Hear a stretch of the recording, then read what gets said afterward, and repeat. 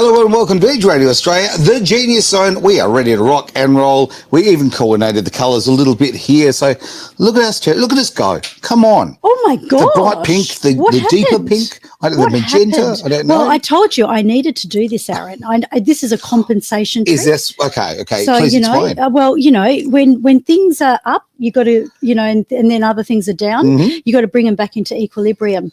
Right. And that's what we're going to be talking about today, equilibrium. I was going somewhere completely different on that one. And grief. All right. Yeah. So I'm making up for this is compensating for my day and my week that I've had. All right. Okay. So, things that are down, then I bring it up. Shall we just throw away the entire show and just have a therapy session? Maybe that's what we should do. Well, that's what we're going to do. I think we might be getting into that. Now, we have a special guest. She's hiding out there in the green room, ready to rock and roll, as I say. So shall we bring her in? Would you like to do an introduction? I will do, yes. Yeah, look, this lady, she has already been on my podcast. Right. And she is a best-selling author. Nice. And she's written an incredible book, and her specialty is grief recovery and emotional healing technique. Okay, I could spend days with her, clearly. I know, maybe weeks, maybe months, who knows? Yeah, so this is going to be like a session for both of us today. All right, so we're just going to, you ready? We're on the couch. We are ready for this. I'll go over there, you stay here, and we'll be right. Well, you can lay down on that couch. That's the thing over there. It's off shot, but trust me, there's a nice big comfy couch over there. So with no further ado, Dawn's approach firstly centres on the belief that grief is not just about death. It's about unresolved emotional pain from losses, disappointments, breakups, betrayals. So therefore, if you feel like you've never really lost a significant other, you could still be dealing with grief.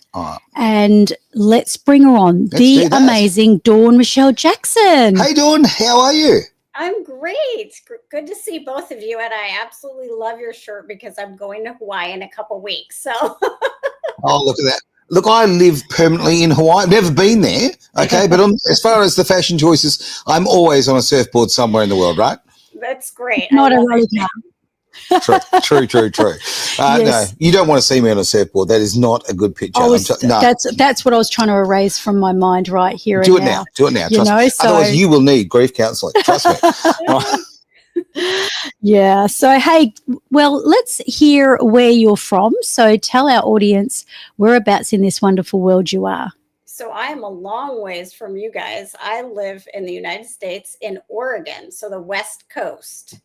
There you go. Oh, West Coast. And we were just talking about surfing. Come on. There we go. Yeah. What a beautiful place, actually. We've got a couple of people who are friends of Edge from that part of the world, and they speak very highly of. I haven't made it there yet, but I'm told it's gorgeous. It is beautiful. Yeah, I live kind of in the mountains with lots of trees. Oh, wow. Rivers, lakes. So, yeah, it's very beautiful and peaceful. Sounds wow. good. Actually, I had a vision of myself yesterday on a mountain. Really? And I was standing there, and it was a vision of myself. I had to make this vision up, of course, but with my both arms up in the air, because this was like the anchoring technique that I used to teach all my community. Okay. And so you would imagine yourself standing on a mountain, chest expanded, both arms up in the air, and just kind of being the king or the queen of the mountain. Well, that's not a bad thing. I mean, it's a very positive thing, actually. I mean, I spent years as a DJ, so, put your hands up in the air, put your hands, that's where I go, right? And it lifts you. So I could see a bit of NLP. I didn't realise I was an expert in NLP when I was just trying to make people dance. You definitely are. Take it from me, Aaron. In fact, very similar to myself, actually, and obviously Dawn is going to have her own view and technique, that sometimes we're just born for this stuff. So true. And, we land up on the universe, and then, of course, we have those shocking moments of grief. And, a lot of us will say, why me? The whole drill, why me? Why is this happening? But the fact is, what is yours saying, Aaron? It's not happening to me. It's happening for me. Exactly. But, look, in defense or whatever, of the people who I was taught this, I didn't come up with that. I have stolen that. So a very good friend of Edge's, a gentleman who has done such great work in that sort of space, Drew Geldert, He actually put that to me probably about 3 years ago now. Yeah. He said, it doesn't happen to you, it happens for you. And I was like, initially I thought, what a load of rubbish. Yeah, yeah. What a load of rubbish. No way. Yes. No. Bad things keep happening, and I'd really prefer they stopped. But he was right. Absolutely this guy, right. they're making a movie of his life one day, I'm telling you. It'll be a miniseries. And mine will be following after his, though. Why not? So, Why not? that's what it's all about. So let's go over to you for some of the, I guess, the questions that I know our audience would have. And I know there's one that's come on in already. Yep. But how did you discover that grief was more than just a loss of a loved one, and it kind of also meant that it could be a loss of a relationship? Where did you discover that, and can you tell us what is behind that? Because I don't think that people would naturally think of grief that way, as you'll see in our questions a little bit later. Sure. Right. Yeah. I think grief is that elephant in the room for most of us. It's something that many cultures we aren't taught to talk about. We're taught to, grieve alone. And it comes with that idea that it's just related to death, because as we're growing up, sometimes we lose grandparents or someone else that's close to us. And, our parents we see them grieving. And so sometimes they isolate or whatever they do to deal with that grief, to cope with it. Right.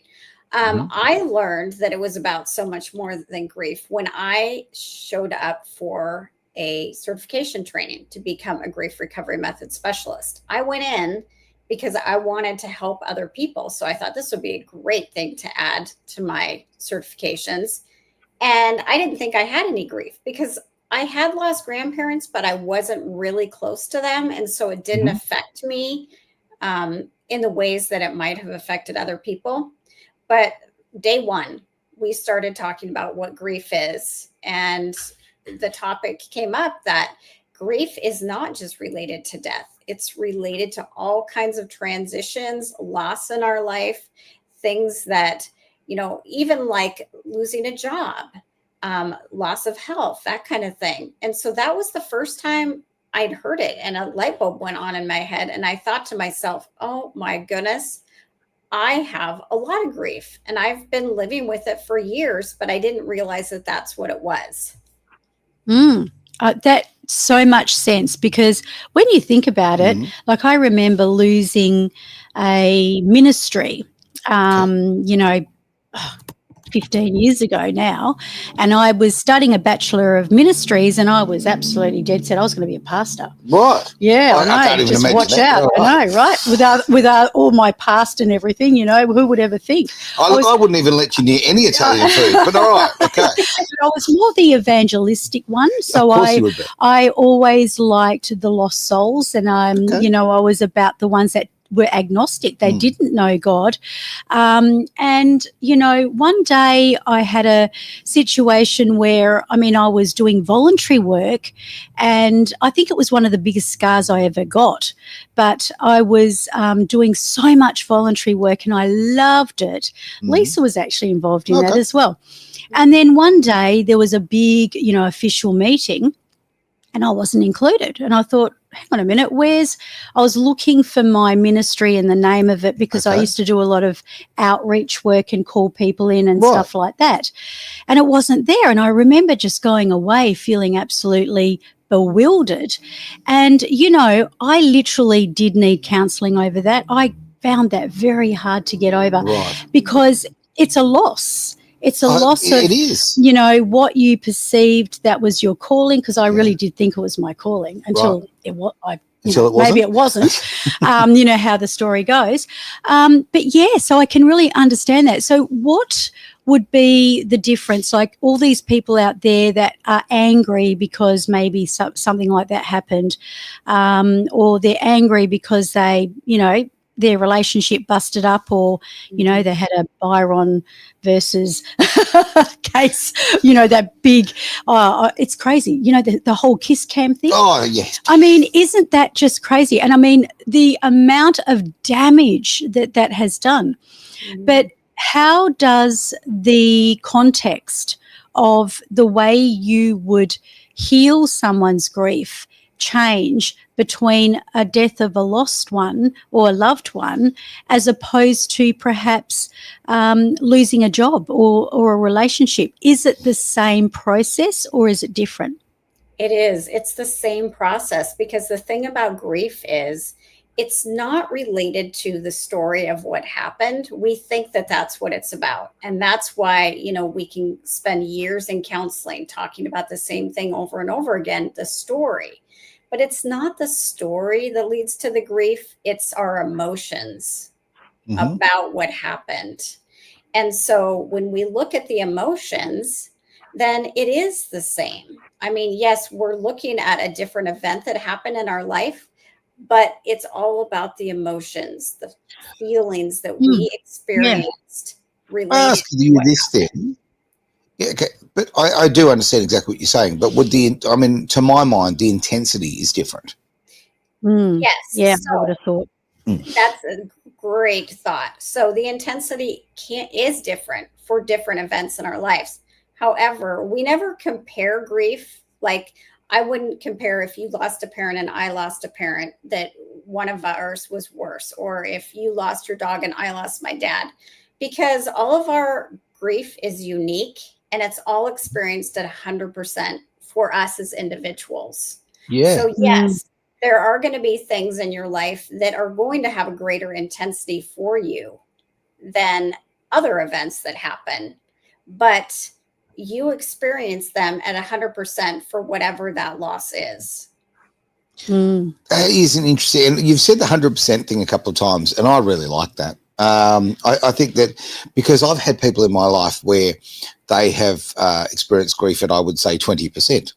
Okay. Like, it's just like almost a passing thing. And I think, hang on, like, I'm 100% in it. Like, I am hurt. I am struggling with this. And you're like, in comparison, and you think, you can't You make mean sense the of it. other person doesn't respond the same way as you? That's right. Yeah, they don't seem to have that well, not even a similar level of grief. Like, the gap is just massive. Okay, it's Grand Canyon style, right? So for me, that's very interesting to put a percentage on it. I don't know. I've just never heard that said or done before. So I think it's actually quite a clever way of doing it.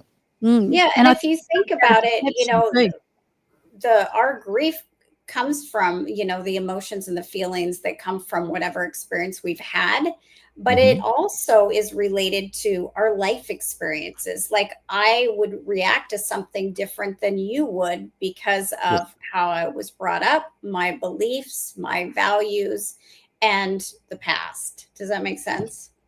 Makes a lot of sense. Yeah, absolutely. Yeah, it just also reminds me about going into, and I've mentioned this on the show a couple of times, a Demartini. Do you know Dr. John Demartini? He's quite renowned. He's actually in America, and he's come over. It's a big place. It's a big place. Not all Americans know each other. Just quite a big place, yeah.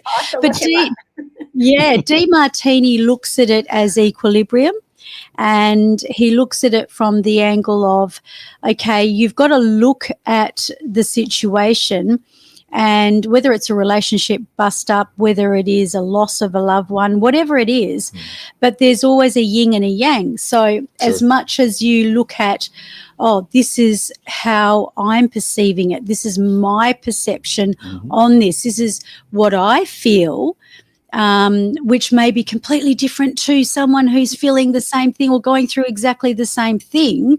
And he says that there's always an upside for everything.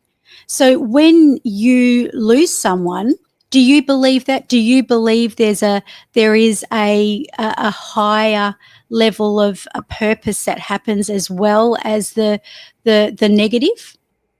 I definitely do. And it goes back to something you guys were talking about at the beginning, that things don't happen to us, they happen for us.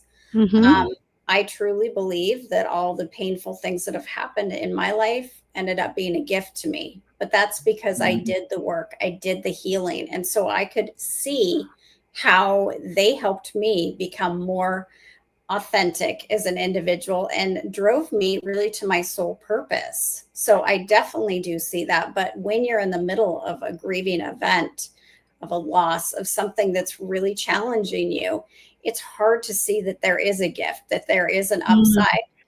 But Yep. yes, I definitely, because of the work that I do on a daily basis for myself and with my clients, can see that there is definitely that gift. And I think this is one of the things we were taught in NLP about association and disassociation. Did you learn about that yourself, Dawn? Yeah. Yeah. So it's, you know, some people are disassociated, Right. you know, a lot, but Right. it's about controlling that. And so association, like being here now, feeling present, that's a good thing, right? Or if you're, you know, having an outing with a loved one or whatever, you don't want to be disassociated. You want to be associated. You want to be in the moment. Yeah, you want to be in the moment. But then they teach you, whether it's pain or physical pain, like even, you know, physical pain, emotional pain, how to actually lift yourself out from that and release yourself and look at it so that you can be a lot more objective and, you know, see it from a completely different angle. But, you know, there was one little story that I was going to share, and a lady that came to see me in clinic about 10 years ago, and she came for weight loss. And I should call it weight management. Actually, we don't call it loss, because if you lose something, it's not a good thing, right? No. If I You gotta lose go it, find it. there'll be no grieving if I lose weight. I'll have I with know, that. but if you say weight loss, right? Yeah. If you say call it loss, what happens if you lose your keys? Oh, I don't know. You want to go and find them. That's true. And That's so true. that's the same with weight loss. I'm with you on this one. Yeah, I understand. yeah. So you know, the subconscious mind will go and look for it. But a lady came in and that's what she wanted. She wanted to get into her perfect size, her outfit, and look good and feel good and everything else. And anyways, you know, the way that we do this, as you know, you would know this yourself, is we go deep. We go into, well, what is causing the weight? Where are they holding it? What is, you know, obviously creating that? And it turned out she'd lost her little boy when he was about 5 years old. So he got hit by a car. That'd be horrendous. And yeah, how do you get over that? Right? I don't think you do. And, you know, you exactly. So here's what happened. Here was the thing. I helped her through that. So I helped her. It had been 20 years. It was 20 years and she was still grieving. She came back. She was really angry with me. And I was like, well, what's going on? She said, I have no right to be out of that grief in relation to losing my son. That's not fair. So she felt guilty that she had been able to get on with her life. And this is a true story, and be able to release it. And in the end, I said, what would your son want? I get that completely, but I actually want to hear Dawn's opinion, but I actually want to break in, if I may, on this one. Yeah. Because I live in that situation. So I have a situation in my life which is well known that I suffer from unbelievable grief about, right? And it's now 9 years on, and I suffer every day with grief, right? And I accept it and I move on and I do what I can with what I've got. But what she's saying, I completely understand, because when I am happy in my life, when very positive things, I actually feel guilty. I feel genuine guilt. I think I can't be happy. In my case, it's because of my children. So I feel guilty for having enjoyment and pleasure and happiness in my life, because I think that, I should be living in a world of sadness and reflection for what I've lost. Wow. So can you open that up, Dawn? Because that's fascinating. So I want to talk about a couple things. I always talk to people about the word guilt and saying that I feel guilty. So the definition of guilt is an intent to harm. And so I always gently tell people that, because 99.9% of people don't have an intent to harm somebody, or they didn't have an intent in the past to harm them. It's something that happened. And so it's more like a regret. I have a regret that I showed up in this way, or whatever it is. Does that make sense? Does make sense. Yeah.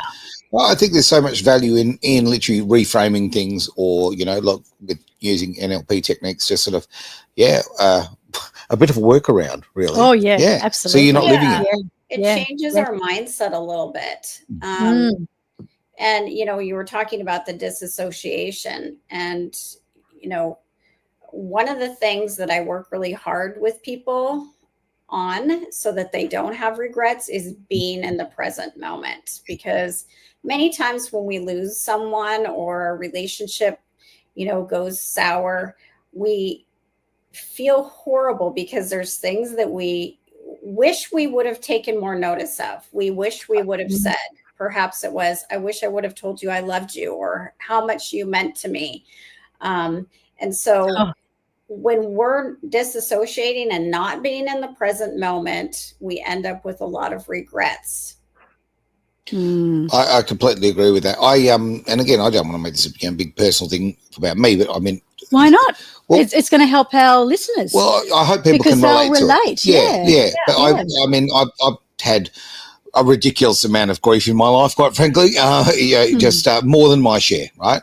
And many, many, many years ago, I lost my mum, and not everybody, but so many people lost their mum. But I lost mum in a very, very graphic way, and she literally, my mum passed away in my arms. Okay, and I fought for 45 minutes to keep her alive. I did everything I possibly could. I just couldn't keep her alive, and I had to carry that for a very long time. And the other people who should have stepped up didn't. But okay, now. That was a horrific event, and I'm still feeling that. A quarter of a century on, it still hurts. But lesson learned. Yes. The lesson I learned from that, and this is something I've gone through with every day of my life since, is I will tell the people that I love them. The people in my life that I love, I make sure I tell them. I tell them every day. I tell them as often as possible. And this goes from friends, from family. You make sure that the people in your life know how you feel about them, and do it as often as you can. So you know what? Like it was not a nice way to learn that lesson, but I did learn that, and I think I feel better as a human being for that. I know with my kids, when my kids were growing up, I would make sure I would tell them every single day individually that I love them. Every single day I made sure that they got a kiss on the forehead and all of that. It was really, really important to me. So because you never know, do you? You just don't know when life that lasts. Is so fragile. That's right. Yeah. And hindsight is 20/20 vision. You go, oh, if only. And I don't know that that's really helpful, because I think that's one of the elements that we go through. But let's Dawn's going to actually give us a bit of her number one secret. Okay. I like secrets. To actually helping us through overcoming grief. So stay to the end of the show to get that one. Oh, you're going to make us hang on. Look at you guys. Let's put the end. You got to save the best to last. She's been doing this too long now. Yeah, okay, I know, right? We're going to do this incredible thing. You better not go, because you're not going to want to miss this. This has just become American Idol, but all right. And we may lose it. If you don't watch this live, who knows? It might vanish off the space of the orbit, especially in technology. Or you could like and subscribe and do that and do all of the wonderful YouTube things. A lot of people are watching this on Facebook. It only lasts 30 days now, so go like and subscribe. That's crazy. It is. Anytime you like, though, you can watch it on YouTube. Big brother, just do something about it. So let's go through busting some myths, Dawn. Can you go through the myths that need to be busted? Definitely. So one of them is that time heals. So when someone experiences a loss, many times they will hear from other people, well, just give it time and you'll feel better. Well, the fact of the matter is, if you ask people, like if you had something that occurred 5 years ago in your life that still hurts your heart, everybody raises their hand. 10 years, many people 20. The fact is that it's not time that heals our heart. It's the actions that we take within time. It's like when you get a flat tire on the road. You can't just sit there and wait and think that the tire is going to reinflate, because it never will, right? You have to do something about it. You need to reinflate it. You need to put a patch on it. You need to get somebody out to take care of it. So it's what we do within time. And, many people get stuck in, well, I'll just feel better. Just as the days pass, I'm going to feel better. And you might feel a little bit better, but it's not going to deal with the deep emotional pain that you're experiencing. Do you have to reinflate that joy in your life? Correct. Yeah. You have to do the healing so you can find the joy. Exactly. I think that was the word, healing, because you just can't cover it up. And I think a lot of us will run away from grief. We'll get ourselves very, very busy. We'll just make ourselves so ridiculously so that we don't have to think about it. But that leads us to the next part, encouraging and identifying. Can you open up why that's so important to, identify what's going on in our own minds and lives? If we don't take the time to pause and really look at, what's going on in our heart, it's easy to live from our heads, and most of us do the majority of the time. But it's not what's going on in our mind that hurts us. It's what's going on in our heart. And if we don't take that time, it ends up affecting every other aspect of our life. And it's difficult to have healthy relationships. It's hard to, be in business or a career that's going to feel fulfilling when you're constantly in pain inside. So by not reflecting, pausing, and choosing to do some healing, it will literally create ripple effects in your entire life, which are negative until you choose to look at that pain and start the healing process. Yeah. And I think you've got to be ready to heal. I don't think you can. This can be something you can force. But in order to be yourself. ready, though, to heal, this is the part about identifying it. It's not like, trying to run away from it. But yeah, readiness is really valid. But when is ready? When is ready? I'll give you a classic example. I don't know whether we mentioned this on the podcast, but I had a quite a very big situation where I had actually been the one who discovered that my husband's brother had passed away. Right. And it was interesting that I was so worried about him. And because I was the one who was there and found him, that just had this incredible impact on my nervous system. Right. And you sort of do what you have to do at the time. And I remember ringing Ian, and he was telling me he's with a patient, had a patient on the table. And then we ring the ambers. We're doing everything we can. And 2 days later, because I know I always said no to people if they wanted me to help them with grief, if something had happened like in the last month or week, because it was too soon. And I said, no, it's too soon. You've got to be ready. You've got to, go through the process. You've got to let yourself grieve because it's healthy. I mean, it's part of our human It's part of the thing. process, quite literally. But I remember having this physical kind of situation where I literally, my body went into kind of this nervousness of shaking. Right. I lost my car in a 10 car park, high car park. Couldn't remember where I parked it. I came back home and I said to Ian, I've got to do something. I've got to do something. So what we did between Ian and I is we did the fast phobia cure, which what it does is it releases it out of the nervous system, so you're no longer actually suffering from it. But what's your thoughts on time? Because you talked about time being a myth. Do you think the fact that I made a decision to do that was perhaps from a counselling, psychological, or even moral perspective was correct? I think you have to look at it on a case-by-case basis. I mean, some people, I spoke with someone just this past week that had a significant loss, and I spent about an hour talking with them, and they want to start working with me, and their loss was only over a week ago. But they want to talk about what they're feeling. They want to talk about what they experienced. So some people are really eager to start that process, and other people 20 years later still are fighting to do that. It brings us back to the point that you were sharing about the woman that was upset with you. We fight to hold on and we fight to let go. And so it's a double-edged sword, right? Because we want to hold on to the memories when, like, we lose someone through death. We want to hold on to those memories, yet we want to let go of the pain. And so it's this push and pull continues. until somebody realizes that it's okay to let go of the pain, because you can still keep those memories and you can choose to keep all the positive ones, right? Mm. Yeah. So you got to give yourself permission, in other words.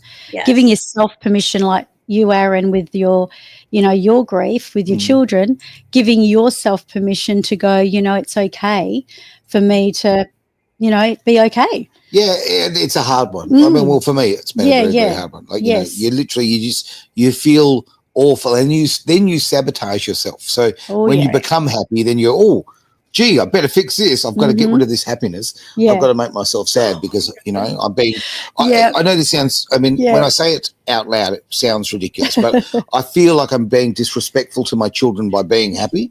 I'm so glad you said it out loud, because that's what it's all about.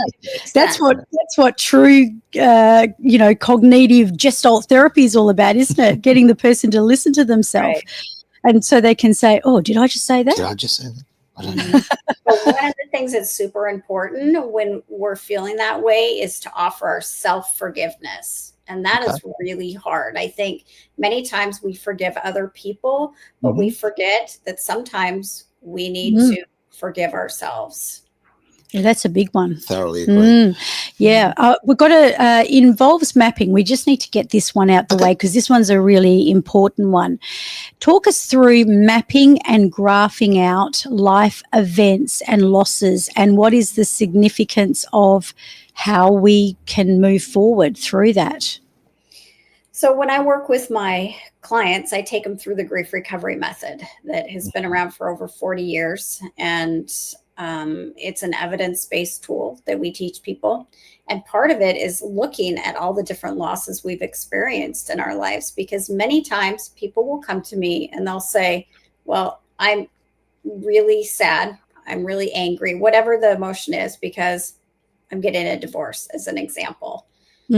And when you start to talk to them, you realize that it's not just this divorce. It's things that happened when they were 5. It's things that happened when they were 10. There's all these things. And we call them, I use the backpack example. Like, we're all born and we have a little backpack on our back that's empty, but then we keep putting rocks in it. And those rocks are losses and grieving events, emotional pain. And pretty soon that backpack gets so heavy, it's hard to carry it. And that weighs our life down, like I was talking about, our relationships in every aspect. Oh, sometimes you feel like you're carrying around the pyramids. Let's face it. I was going to say, I was picturing a European tourist, with one of those backpacks that starts from the top of their head and then goes down to their feet. And and let's face it, if we don't start unpacking stuff and taking those rocks out, we're going to be carrying around a pretty heavy weight. Really, when you think about it. So everybody at home, why don't you just have this visualization where you can pull the backpack off your back, unzip it or button it, whatever it is, notice the color of it, and literally just pull everything out bit by bit. And especially the significant emotional events might be 3. We usually go for 3. And then everything else has a domino effect. But we're going to have to go across to questions because we're running out of time. We are. I tell you, I mean, look, the fact of the matter is, this is such a big subject that, this is something we could talk for weeks about, let's be frank. Okay, let's jump to some of these questions. So first question up, and I'll just bring it up on the screen. It's come from a long way away. This is I think it says Kelly or Sally? Sally. Kelly. It's Kelly. There we go. Kelly from Melbourne. There you go. I have been grieving the loss of my best friend for 5 years. I'm very, very sorry to hear that. I'm constantly thinking about her and I miss her. Is there anything I can do to shift my mindset? So, what would you say to that? Kelly, first of all, I want to tell you, my heart goes out to you. I'm so sorry for your loss, and I can't imagine how you feel. As far as shifting the mindset, I want you to gently reframe that to how can you heal? And I think one of the first things that you can do is be just really emotionally honest with what's coming up for you. What are the things that you miss about her? What do you wish would have been better, different, or more? Because I'm guessing that you had hoped for, years and years of a friendship, and now you don't have that. And so being emotionally honest about all those things that are coming up for you is really important. And also, being willing to ask for help is the first step in really moving towards healing your heart. I'd agree with all of Yeah. that. Yeah. And one of the things that Dawn just said, because I know this because you taught me this on the podcast, is that it's not really a great thing to say, oh, I know exactly how you feel, even though it seems like a good thing to say because you're going, oh, I know exactly how you feel. But did you notice that Dawn said, I cannot imagine how you feel? Did notice that. And Dawn, do you want to explain? So for coaches, because I obviously have a lot of coaches that watch and take note, what is the reason you would say that instead of, I know exactly what you mean, it's unimaginable? Right. The reason I say that is because this is a good example that I always use. Even if the three of us were all siblings and say our father died, we each had a unique relationship with him. And so we will never know how each other feels after we lose him, because that relationship was unique. We had different experiences with him, and we're different individuals. And so even if I would have lost my best friend, I can't imagine how Kelly's feeling. Yeah, good point. Well, it's her experience. She owns it. It is going to be unique. I really thoroughly agree with that. Thank you for that question, Kelly. Really great to see a fantastic question that is straight from the heart. That's really what it comes down to. And we're all about, basically being authentic here. Let's bring up a question here. This is from Brandon, and Brandon is in New South Wales. Thank you for sending this in, mate. I've listened to your podcast about grief in a loss of relationship. My marriage blew up 2 years ago. I feel angry, not grieved. So how can how can this be the case? So he doesn't get it. He obviously is a bit like how I was when I first heard it. Yeah. So Brandon, having experienced a divorce myself, I was so angry. There was a lot of blame that I issued towards my ex, and I didn't think it was grief. I just thought I was angry. But there's always something underneath the anger, and that usually comes down to sadness, because we had hoped for something different for this relationship. So it does fall under grief, because this isn't how you had hoped that your life would be. You had had different expectations of this relationship, something that was better, different, or more. And so anger is normal, but I always gently encourage people to sit with that anger. And eventually, usually when we can get down deeper, it's really sadness that comes up. That's just so true. I think that often the case, certainly with divorces or end of relationship, is the problem is the two people don't end the relationship at the same point. One decides much earlier, generally speaking, and there's lots of stats about all of this. But when you've got somebody who's actually ended the relationship in their mind and their soul, but they're still physically there, and they go through their grieving process, and then the other one finds out later, you're at different points. Yeah, that's very valid, actually. Yeah, that's, quite profound. You always never cease to amaze me, Mr. Malloy. Anyway. Well, thank you, Brandon, for the question, mate, because I tell you right now, a lot of people can identify with that. Look, and I will actually just, reaffirm, what Dawn said. I mean, the fact is the anger is so often, it's grief in a different outfit. Right. Okay. I like that. Safer to many people. Being angry feels safer than. Wow. Yes. There we go. That. I am so heartbroken and sad. And sometimes we just can't get to that place for a while to feel that sadness. And anger in a way feels better. It's more empowering, isn't it? Oh, yeah. It's got to be about us, right? Yeah. Well, anger, you feel like you own a lot more. Right? Yep. I don't know if that makes any sense. Yeah, it does. Yeah, you do. Because if you're angry and you're stating your case, you are claiming your rights. Yeah. So you are speaking out. So, yeah. So anger and sadness are really the same inside out of each other, isn't it? When you One think way of about looking, it, for sure. but it's just the different ways that we look at it. And I think from memory, grief does show that you go through particular feelings anyway, and there is the denial and there is the anger in that anyway, isn't there? So I love to talk about this. So Elizabeth Kubler-Ross developed the stages of grieving years ago, and how she developed them for someone who was terminally ill, not for someone who was grieving after a loss. Okay. But they've been kind of made to, everybody thinks that you're supposed to have these stages and go through them when you're grieving from whatever, but they weren't meant for that. She developed them for somebody who was terminally ill. And so I love to tell that to everyone, because so many times people think that they need to be in a certain stage, and because they're not in that stage, there's something wrong with them. But grief is unique in itself. Wherever you are in the moment is okay, and it's normal. Very interesting you bring that point up, because it's almost like you've read the question, because I know, I was thinking it's that. amazing. Really? I'm going to bring this up. Look, No in fact, kidding. look, guess what? Get out there, get in the car, drive over to Susie's place. Susie's in Canada, just up the road. Okay, have a word with Susie, because My poor goodness. Susie. I'll tell you, her husband has terminal cancer, and look, I'm just hanging in the balance every day, wondering what is going to happen next. Have you got any tips for me to get through this? Susie, my heart goes out to you. One of the things that I think is really important is that you truly make the most of each moment. And that means don't leave any words unsaid.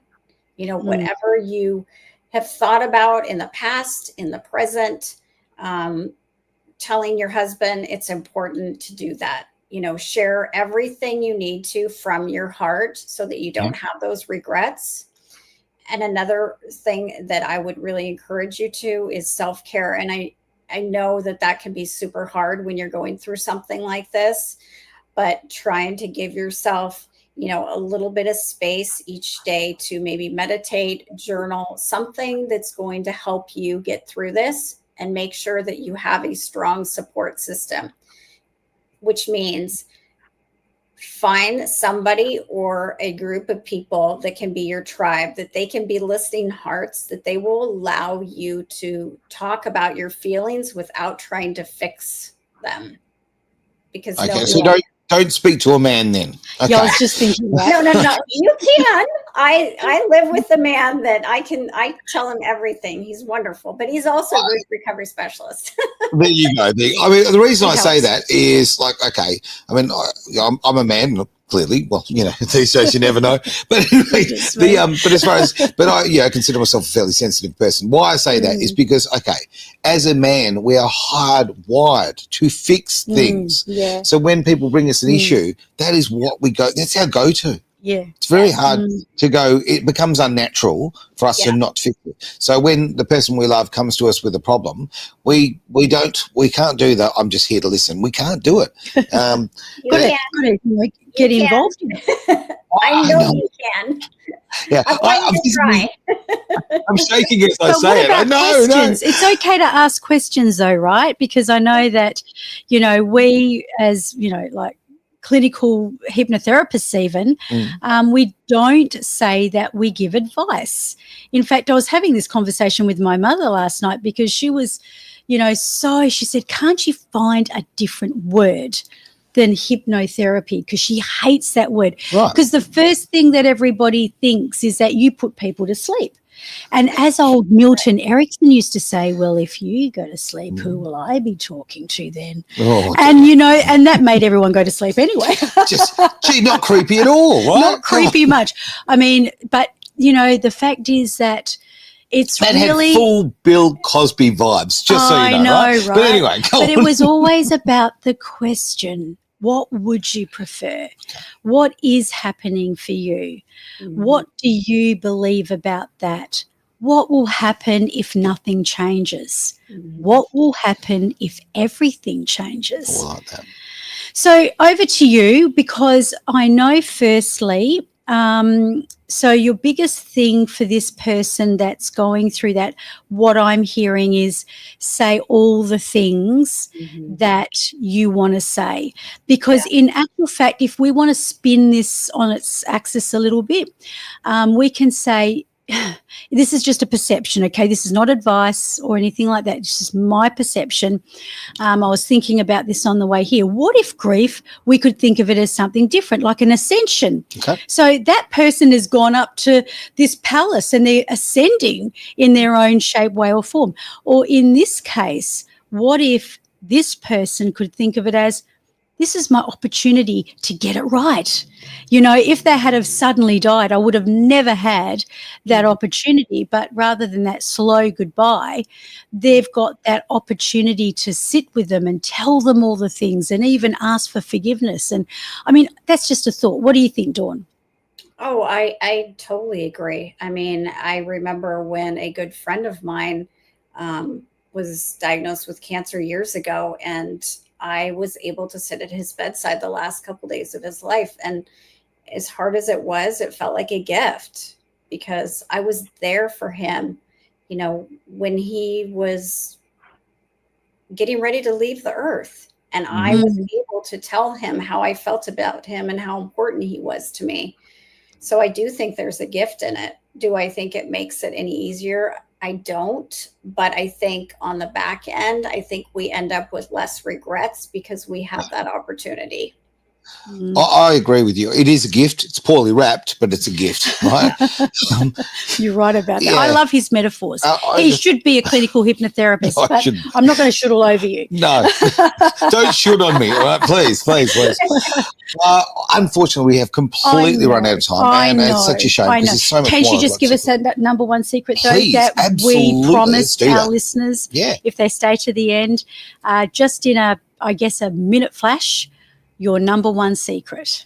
My number one secret to really healing your heart and, you know, rediscovering joy is to be emotionally honest. So when things come up for you, you know, choose to be emotionally honest versus keeping stuff inside and trying to be strong, because we all experience grieving events. We all have emotions that come up. And when we keep them inside, it just changes the quality of our life in a negative way. So choose that emotional honesty. And does that mean also for being able to do that, like if you walk into your workspace, for example, or is that only with privy people? Yes, it's with those people that you trust. They can be a listening heart for you that aren't going to judge you, analyze, criticize, compare losses. They can just listen and be supportive. I love that. There's Amazing. been so many absolute gems in today's conversation. Thank you Really so appreciate much. it. Dawn, Thank you. that's really great. I would love to sort of talk again in the future if we can. That'd be wonderful. Yep. All right. But for now, it is time to end it. It is, of course, the Genius Zone here on Edge Radio Australia.